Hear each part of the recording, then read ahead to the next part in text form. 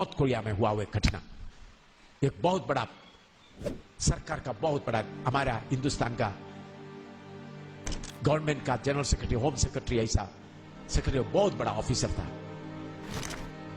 बहुत बड़ा कोठी वगैरह था। उन्होंने यीशु को कबूल किया, उनका पत्नी भी यीशु को कबूल किया। उनको बड़ा महल में रहता उसमें से निकाल दिया, फिर उन्होंने अपना मकान में रह रहा था। सरकार बोला, सरकार का तंगा लेकर तुमने ये मकान बनाया, मकान से निकालो। सरकार का मकान से निकाला, उनका बड़ा कोठी था उसमें से भी निकाला।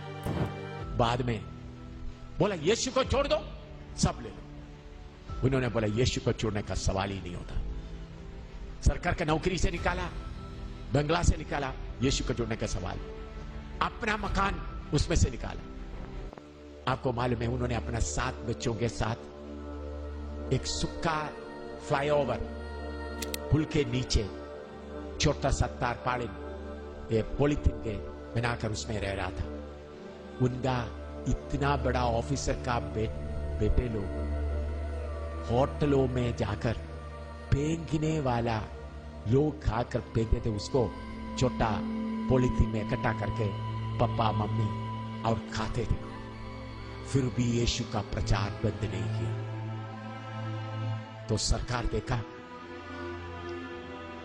नौकरी से निकाल दिया, अपना सरकार का बंगला से निकाला, अपना मकान से भी निकाला, फिर भी ये नहीं छोड़ रहे। फिर आपको मालूम है बुलडोजर लाके एक बहुत बड़ा खड्डा खोदा।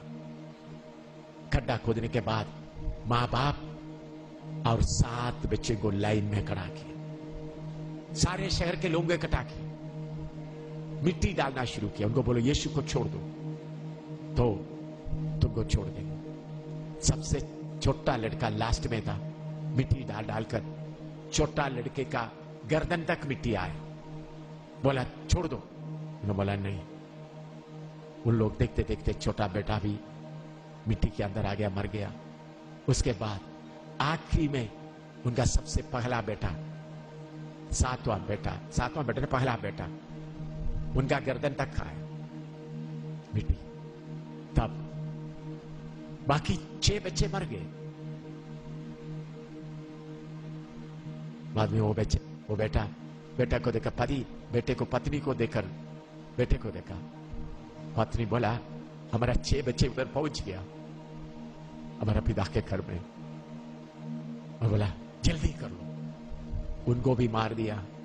पति पत्नी को 9 लोगों को जिंदा दफन किया गया। उसी दिन जिन्होंने एक कार्य कर रहा था उनमें से 99% उद्धार का मार्ग में आया। उसी जगह में घुटना टेकर यीशु को कबूल किया। एक बहुत बड़ा बेदारी शुरू हुआ। उस बहुत बड़ा बेदारी के लिए ये कहानी नहीं, जिन्होंने उधर जाकर इसका रिपोर्ट लेकर मुझे सीधा बताया है, कहानी नहीं। सरकार के अभी लाखों में विश्वासी बन गए, कम्युनिस्ट कंट्रोल नहीं कर सकता। उस बड़े शहर के लिए एक खानदान आ गया है, दिल्ली के लिए, दिल्ली शहर के लिए इस सच्चे वचन का सही गवाही देने के लिए कष्ट का मार्ग में चलते हुए आपके अंदर का उस परमेश्वर को, यीशु को प्रकट करने के लिए कितने लोग सचमुच में चाहता है आपको 2 स्वामी का सेवा करने का काम छोड़कर सिर्फ यीशु का सेवा। 2 स्वामी नहीं, आगे को मुझे एक ही लक्ष्य है, मेरा प्यारे यीशु का सेवा करना है। चाहे लोग मुझे मारे, कुछ भी करें, ऐसा आप लोग कुछ समर्पण करेगा तो आपके ऊपर स्वर्ग का आग आएगा जो कंट्रोल कर नहीं सकेगा। फिर आपको बोलने के बिना बैठ नहीं सकेगा।